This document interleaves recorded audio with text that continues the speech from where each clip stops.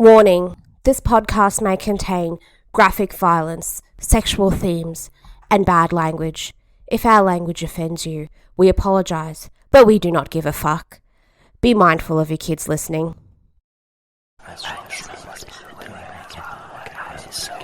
The Evil Never Dies podcast.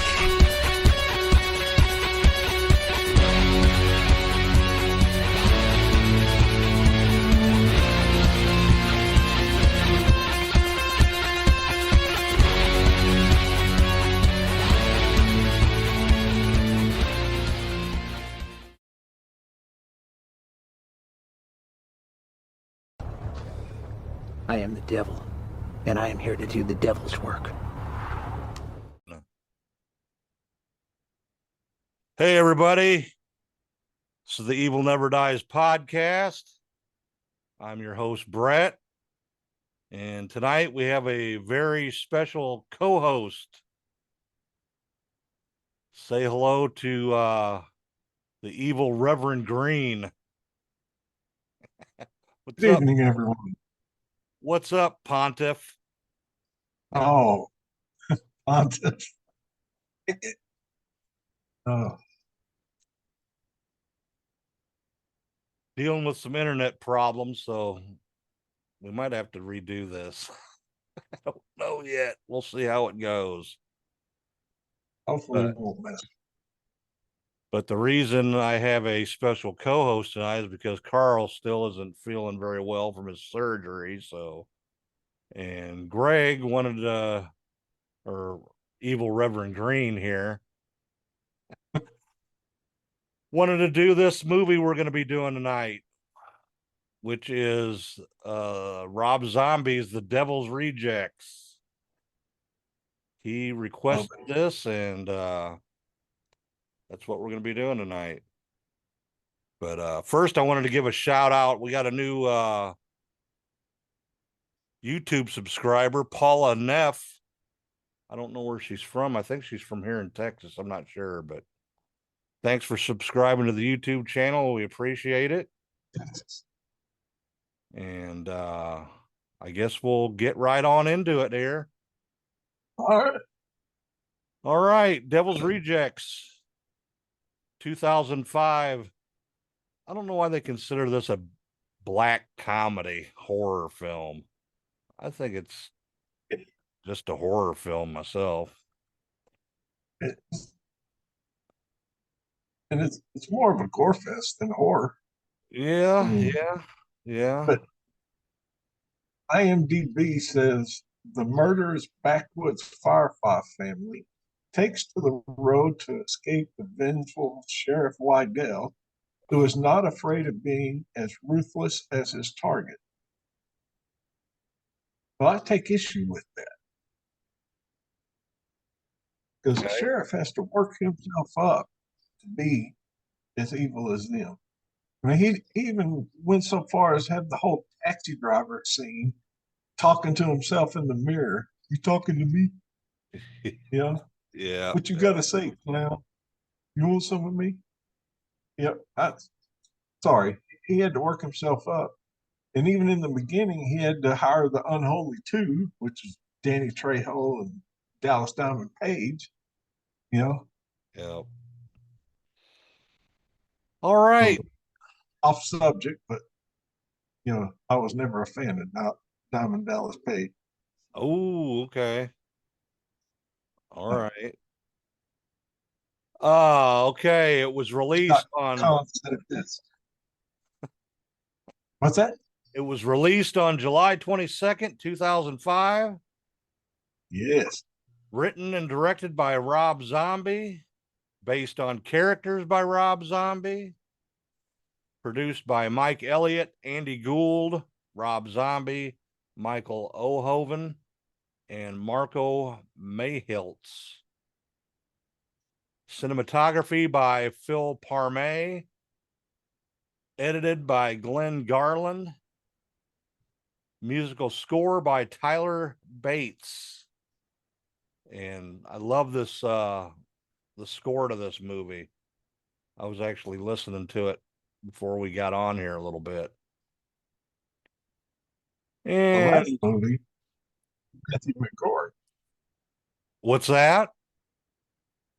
The last movie from Matthew McCrory. Yep. I was going to get into that.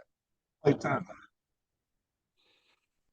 Production companies, Lion Gates Films, Cinerenta, Cinelanda, Devil's Rejects Inc., and Firm Films, distributed by Lionsgate Films in the US and Tiberius Films in Germany. And like I said, it was released on July 22nd, 2005. Budget $7 million. And they made that back in the first week that it was out, which is exactly what Lionsgate wanted them to do.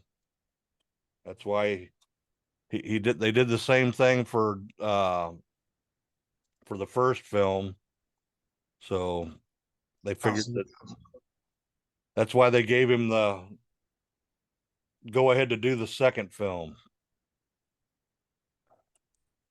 And probably the reason they did the go ahead for the third film. Probably, yeah. Well, even though it took what 12 years later. Yeah. All right, you want to go over the plot, Pontiff? The plot's pretty simple. That it kind of picks up from the end of House of a Thousand Corpses, and the sheriff Wydell, he's mad because his brother got killed. And he figures out who actually did it, and that sends him crazy, and he becomes like him. In the end, he got beat by experience.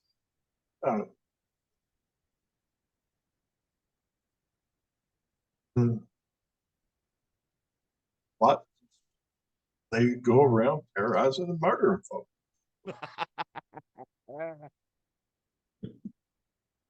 Yeah, because basically they're on the run from that sheriff, so they're trying to hide Yeah. out. Yeah, they definitely, although we do get introduced into with Cutter this time, Captain Spaulding's brother. Yeah. All right. Let's go over. I'm going to go over the cast here. It's got a long ass cast and a lot of good people in this. First off, we got Sid Haig as, like you said, Captain Spaulding and Cutter. Bill Moseley reprises his role as Otis Driftwood. Sherry Moon Zombie as Vera Ellen Baby Firefly. William Forsythe as Sheriff John Quincy Wydell. Ken Forhey as Charlie Altamont. Matthew McGrory as Tiny Firefly. And like you said, this was his last film because he passed away. And what was he, 6 or 7'6" or some shit like that? Yeah. He's in the Guinness record. Yep. Tallest actor ever. Yeah. Biggest foot and the longest toe. Next, we got Leslie Easterbrook as Mother Firefly. You know what she's most famous for? What's that? The Police Academy movies. Oh, yes. She played well, in the first movie she was a sergeant, then she made it all the way up to captain. She ended up being captain, Debbie Callahan. And she also did a stint on Laverne and Shirley back in the day too. Next, we got Dave Sheridan as Officer Ray Dobson. He was the guy with the bad mutton chops. E.G. Daly as Candy. Jeffrey Lewis as Roy Sullivan. And might know him from, he's been in all kinds of stuff. Clint Eastwood movies, all kinds of stuff. Priscilla Barnes is Gloria Sullivan. You might remember her from Three's Company back in the day. Kate Norby as Wendy Banjo. Lou Temple as Adam Banjo. Danny Trejo as Rondo. And Diamond Dallas Page as Billy Ray Snapper. Moving on, we got Brian Posehn as Jimmy. Ginger Lynn Allen as Fanny. If you were a big 80s porn fan, she was probably I guess she was ranked 7th top porn star in the 80s. So there you go. Tom Tolles as George Weidel. He was the sheriff in the original movie. Michael Berrien as Cleavon. And he was famous for the Hills Have Eyes movies. PJ Souls is Susan. I love that scene in the movie too. And PJ Souls was played Linda in the original Halloween 1978. And she was also in Rock and Roll High School. Deborah Van Valkenburg as Casey. Josera Gennaro as Marie. Chris Ellis as Cogs. Mary Warnonov as Abby. Daniel Roebuck as Morris Green. Dwayne Whitaker as Dr. Bankhead. Tyler Main as Rufus R.J. Firefly Jr. He was only in the first scene of the movie. Jordan Orr as Jamie. What was that? I love that first scene. Yeah, one of the best opening scenes ever, I think. It's like Knights Templar. Just Yeah. that was awesome. Robert Trebor as Marty Walker, and he's uncredited. And Kane Hodder was actually, I didn't even know that until I started researching this. And he played the gas mask police officer. All right. Let's see here. Oh, production. Like I said, when he did A House of a Thousand Corpses in 2003, and Lionsgate made their money back in the first weekend of the film opening, that's when they decided to give him another chance for a second movie. So he sort of wanted to go a different route with this, though. He thought that in the first film that it was a little bit cartoonish, more cartoonish. It's the And whole underground tunnel, Dr. Satan. yeah. And he wanted to make it sort of like a road movie, you know, like Bonnie and Clyde or The Wild Bunch. And horror wise, you know, he was influenced a lot by the Texas Chainsaw Massacre, which you can see. When William Forsythe was approached about doing the film, he told Rob Zombie told him that inspiration how to portray the character, wanted him to portray it like Lee Marvin or Robert Shaw. And Sherry Moon Zombie says that she don't see this film as a sequel. It's more like a continuation from House of a Thousand Corpses. Yeah, it picks up right where. All right. Let's see here. What was that about clown business? Clown Business. Film received mixed reviews from critics. Rotten Tomatoes originally only gave it a rating of 55% based on 139 reviews. Average rating of 5.8 out of 10. Everybody said that Zombie improved as a filmmaker, but still needed a lot of work done. I thought he did a good job on this show, on this movie. Yeah. Critic Roger Ebert enjoyed the film and gave it 3 out of 4 stars, which is highly unusual for a horror movie for that guy. Yeah. He said there's actually some good writing and acting going on here if you can step back from the violent material enough to see it.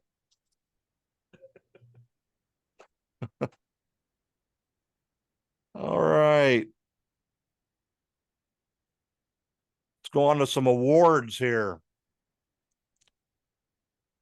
The Fangoria Chainsaw Awards.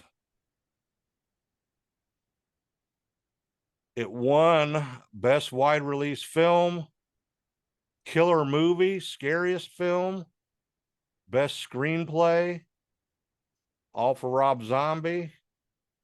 Sid Haig won the Best Actor Award. William Forsythe won Best Supporting Actor. Leslie Easterbrook, Best Supporting Actress. Tyler Bates for Best Score. And Sid Haig was nominated for Best Villain, but he didn't win it. Bill Moseley and Sherry Moon Zombie won for Best Relationship from Hell. And Bill Moseley was nominated for Line That Killed, Best One-Liner, but he didn't win either, which he probably should have, man. He had a bunch of good ones in this movie. Oh, was nominated for unrated widescreen edition, classic DVD, but it lost. Nominated for Ultimate Scream. And Satellite Awards, it won Best Horror Movie. Scream Awards, it won Best Horror Movie. And Most Vile Villain for Leslie Easterbrook, Sid Haig, Bill Moseley, and Sherry Moon Zombie as the Firefly family. And that's what we got for the awards. You got anything you want to add, Father? Sid should have won. He's still my favorite.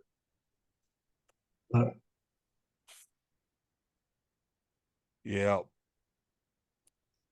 Yeah, this I think Rob Zombie did a really good job on this movie for sure. All right. Let's move on to some trivia. Where's my trivia? All right. Sherry Moon Zombie's brother has a cameo in this movie. He's actually the police officer in the opening shootout scene. One of the police officers in the opening shootout scene. And he was originally only on set as a visitor, but Rob Zombie put him in the scene because he knew how to handle firearms.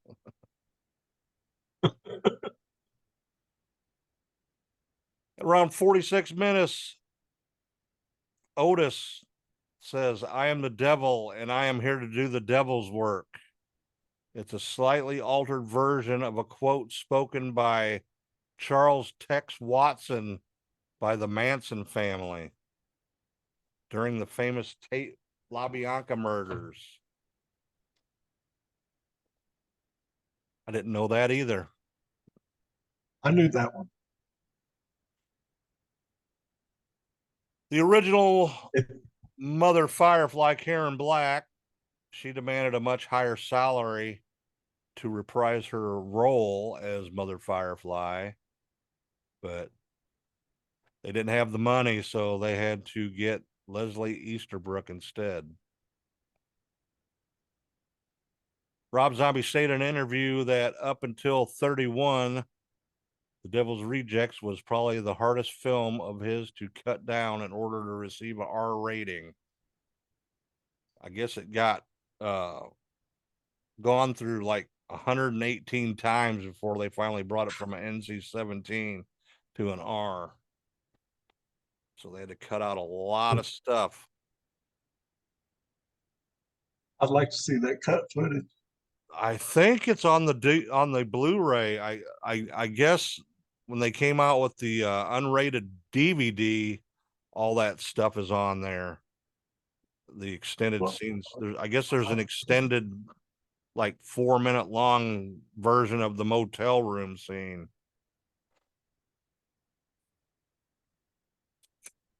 Yeah, I just had the regular old DVD of it. Let's see. Yeah, me too. I'm sure Carl has the Blu-ray, so if there is one, I didn't even see if there even was one. Chris Jericho auditioned for the role of Rondo, but was told he was too pretty. So they cast Danny Trejo instead. The house used as the Firefly farm or ranch was recreated on the Sable Ranch in Santa Clarita, California. Prior to filming, it was located in the middle of a forest. I guess they moved it to this ranch and had been standing in the woods for a long time. And I guess it had been used while it was in the woods, it had been used on all kinds of films during the 90s. So Rosario Dawson originally had a small part as a nurse in the scene involving Dr. Satan, which was also cut out of the film. Scene was cut out of the theatrical release because Rob Zombie felt the costume for Dr. Satan looked too campy.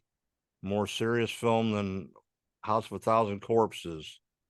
Her character was killed off within 40 seconds of her appearance anyway. And then they just ended up cutting the whole thing. Like you said, it was final film for Matthew McGrory. He died a month later after the release of the film. Although another film came out, I can't remember the name of it, but it had been filmed like 2 years prior with him. Yep. Now the film came out after the Devil Days. Yep. Bill Moseley shaved his head for the film so his lace wig would fit properly. That's crazy. That's why he had short hair when we met him. I know you weren't with me when I met Bill. Just Sid. Yep, just Sid. Yep, we took each other's selfies that day for Sid. That was a good day, brother. The Firefly Ranch was also used in the pilot episode of Supernatural, 2005. I didn't know that. Know that. Bill Moseley loved playing Otis. In fact, Moseley went on acting like Otis towards his family when he went days without showering. That's crazy. Method actor. Method actor. Matthew McGrory injured his ankle prior to shooting. The crew had to find a 7'4" stunt double to replace him during the scene at the beginning where Tiny is dragging a corpse through the woods.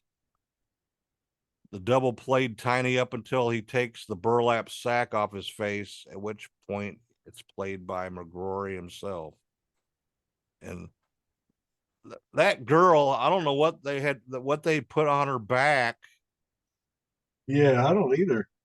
Because he drugged her a while, man.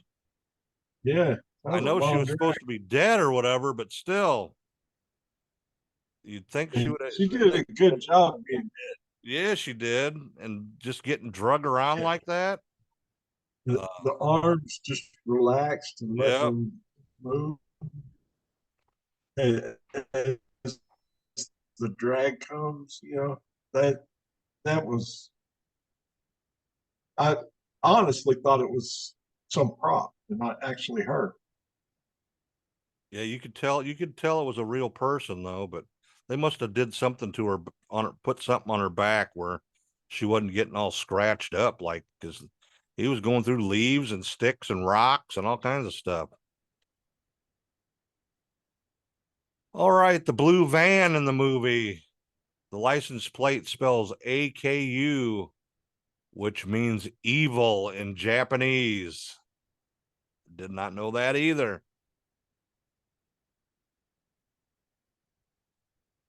This is a good one. The Family Media Guide claims the word fuck was, and its variations are used 224 times. However, other sources list I count 560. Which until the release of the documentary Fuck in 2005 was a record.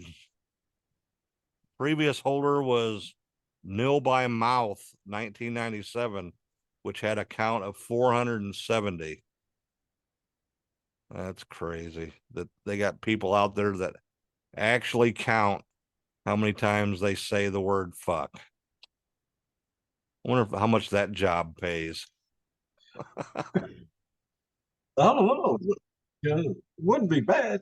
You just sit there with your notepad. Well, you couldn't even really watch the movie. You'd have to just sit and listen and write them down. Little hash marks. Oh, You couldn't have my dog. oh. Lou Temple said he was scared to death about possibly working with Rob Zombie when he was up for audition. He had never met him and only knew of him through his music, which he says it wasn't something he listened to. After meeting it with the casting director, Temple called his friend Walt Goggins, who was in the first zombie film, and he said, I'm just a good Christian boy from the South, so I don't know if I could go to work for this devil worshiper. Goggins told him to shut up and do yourself a favor and do a good movie, and you'll have a friend for life. Temple did and enjoyed every moment of making the film. And he's also now close friends with Zombie, just like Goggins said he would be. All right, the film takes place on May 18th of 1978. I would have just been short of 11 years old. Yeah, I would be 11. Yep, I would have turned 11 and on the 25th of May. So yeah, I got a birthday coming up too.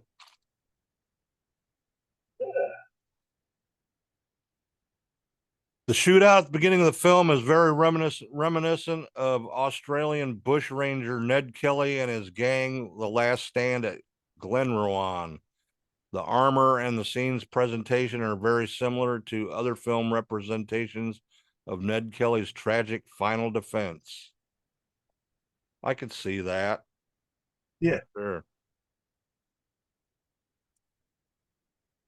The name Charlie Altamont was inspired by the Rolling Stones documentary Give Me Shelter, in which a Hells Angel gang member hired to work security stabbed a youth to death at Altamont Speedway in Northern California.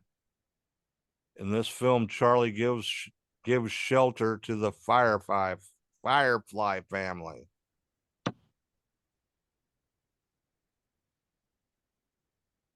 Rob Zombie said he had a tough time casting an actress to play the part of Wendy because he couldn't find one willing to go fully nude for an extended period of time during the shower scene and hotel scene. He said there were several who would strip naked, but none could act. He also wanted one who looked natural and vulnerable and real, because he didn't want the scene to be sexy. He wanted it to look horrifying. Then Kate Norby auditioned, and Rob Zombie felt she was perfect fit. Movie took 30 days to Even film. 70s fro. What was that? She even had the 70s fro down south. Yes, she did. The movie took 30 days to film in the hot California sun. And there's actually a documentary, I guess it's on the extended cut, uncut DVD. There's it's called 30 Days in Hell, which goes over the entire 30 days of them filming the movie. All right. The anchorman is named Derek Sanderson after the NHL player of the same name who's played for the Boston Bruins during the 70s. Rob Zombie was a big fan of the Bruins then, growing up in Massachusetts. So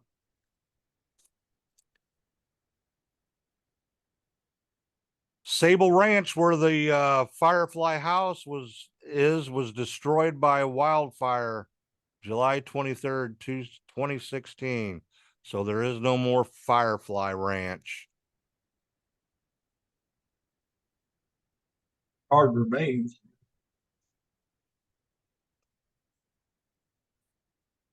Bill Moseley said that one of the hardest scenes he had to film was the rape scene in the motel with Priscilla Barnes. He walked off set after that. He said his stomach was in knots, and he went and expressed how he felt to Rob, and Rob told him that art is not safe. And it took 19 takes to do that scene. Okay. Both this and the House of a Thousand Corpses were both dedicated to actors who had appeared in the films but died prior to their release.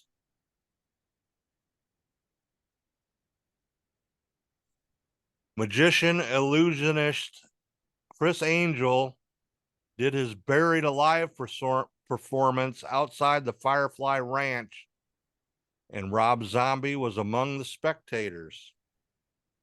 I think I remember cool. that happening. Yeah. I think I remember seeing that. Didn't Chris Angel have his own show at one time?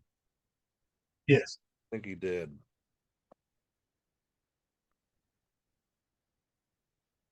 All right.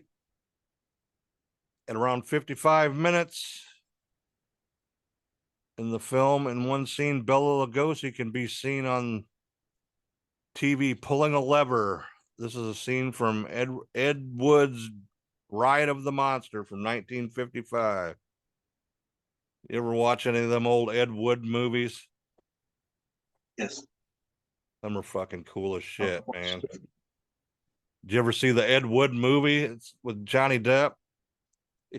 He did such a good. Oh, you haven't seen that? Oh, it's a good. No, I haven't seen that. Oh, you got to see that. We might even have to review that one day. That's a good shit. That's a good movie, man. Yeah. Put that on your list, man. Natasha Lyonne was originally slated to play Candy, but was replaced by Elizabeth Daily. And you probably know this. The names Firefly, Captain Spaulding, and Otis B. Driftwood are all names of Groucho Marx characters in various Marx Brother films. Captain Spaulding comes specifically from Animal Crackers. Yep. The dreamlike sequences that Otis saw himself, Captain Spaulding, and Baby during the ending were actually clips of candid footage of the three actors that was shot on the final day of filming. After wrapping up on the last day, Rob Zombie filmed all three of them as they had some post wrap up fun and said their goodbyes into the camera. That's sort of cool. Yeah, it's done music video style. Yep. The way I see it. PJ Souls and Mary Woronov started together in Rock and Roll High School in 1979. They were adversaries, Riff Randall and Principal Togar. You ever seen Rock and Roll High School? No, I haven't seen that. It's pretty cool too. It's pretty campy, but it's got some good music in it. It's got some Ramones in it and stuff. All right. Something to check out.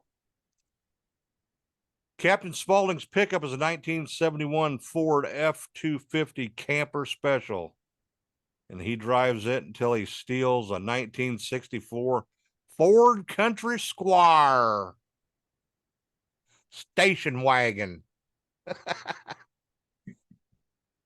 What's the matter, kid? What's this about? Don't you like clowns? I wonder if he traumatized that kid. I don't know. He looked pretty traumatized. I wish I'd have asked him. James Avery was considered as the role of Charlie. Who the hell is James Avery? I don't even know who he is.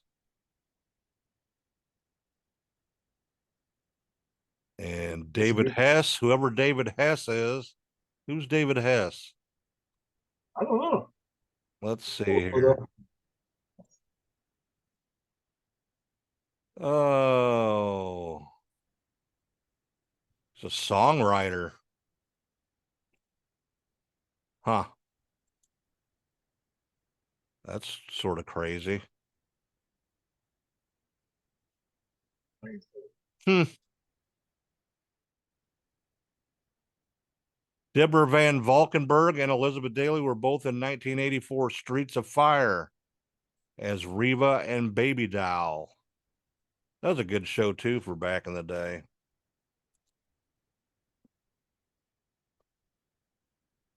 Captain Spaulding, played by Sid Haig, sometimes referred as Cutter. Sid Haig also plays the antagonist Cutter in the 1982 movie The Aftermath. I don't know if I've ever seen that or not. I haven't. I don't think I have. Oh, here we go. It won 118 times. Had to be cut 7 times. I was a little overboard there. 7 times in order to receive a R rating from the MPAA. Censors had an issue with the film's overall tone, especially the motel scene, that was a pretty fucked up scene.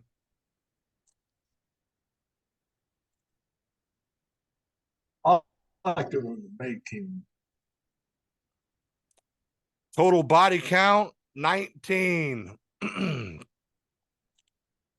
Sherry Moon Zombie was emotionally drained during the shooting of the scene with William Forsythe that required her to cry. She was so affected by the scene, which took 2 to 3 hours to film, that she did not come to work for 2 days afterwards. He sort of beat the shit out of her a little bit, didn't he? Drove some nails through her hands, and yeah. I wouldn't come to work for 2 days either. Strap. Yeah, this whole movie's crazy from beginning to end for sure. Well, do you got anything else you want to add, Reverend Green? What are your thoughts?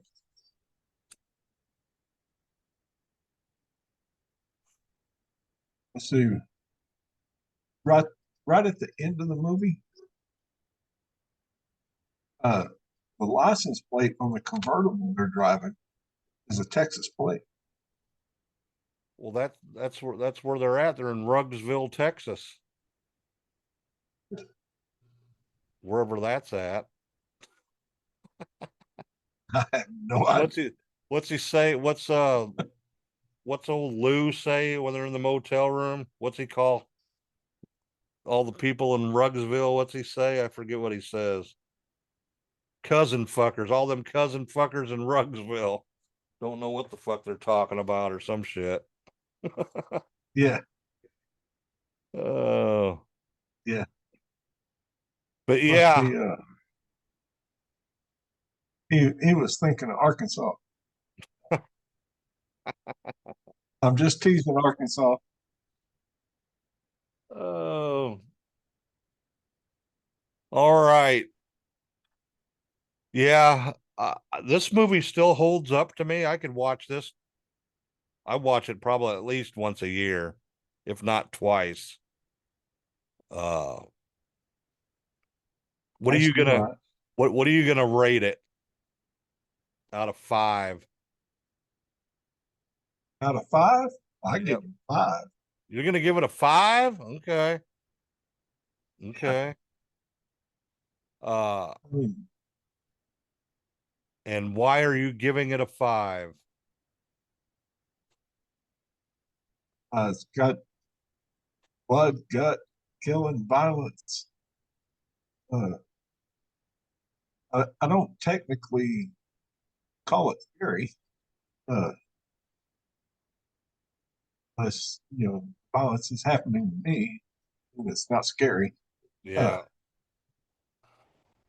you know, but uh, I thought the acting was really well. Uh, love Mama Firefly. Her scenes in the jail, Yeah, that was a and good scene too. She did a good part in that. she told the sheriff, you know, hey, we're in your head. We're living in your head rent free. Yeah. Didn't say rent free. I added that, but you know, and then now he's having all these dreams and hallucinations, and yeah, they're definitely living in his head. Yep, for And sure. that's why he went back, saw her the second time, and stabbed her to death. Yep. There's a couple of Told baby comedic about her. parts in it too. Just some stupid shit, Yeah. like the Posehn Tutti guy. fucking fruity. What the Posehn guy, he was pretty funny in it. He- and Yeah, the movie critic was funny. he got whacked pretty cool too, the way he got whacked. Roy, help. Oh shit. But anyway, yeah, I think this movie still holds up for sure. Uh, I can still watch it often for sure. Uh, Watched it again today. good Uh, effects in it. The soundtrack was awesome. Bunch of good old tunes. The score was. I liked the House of a I, Thousand Corpses score, but I I like can't this hear one way Freebird better. without in my mind picturing that scene. But anyway, Freebird just I'm gonna give it a 4.5 out of 5. There's a couple of scenes all that right. sort of dragged on a little bit that they could have shortened up a little bit. Uh, but other than that, I love this movie. I think it's the best one out of all of them that he's did, including the Halloweens. Oh So, yeah. so all right, you got anything else to add before we get out of here? No, I think we've covered it. Okay. Great time. All right. Thanks for having me on. Hey, no problem, man. Anytime. Appreciate you filling in for Carl. Uh, Everybody, I don't think I filled the shoes quite well. you did okay, man. I know you said you were nervous earlier, but it's all good. Yeah. Not too often we get a man of the cloth on the show. All right, everybody. Yeah. Well, I am licensed to marry and bury folks. Licensed to marry and bury, huh? That's fucking funny. All right, everybody. Check us out on all the social medias. Hit that Okay. like and subscribe That's- button. And thanks for listening, everybody. And stay evil.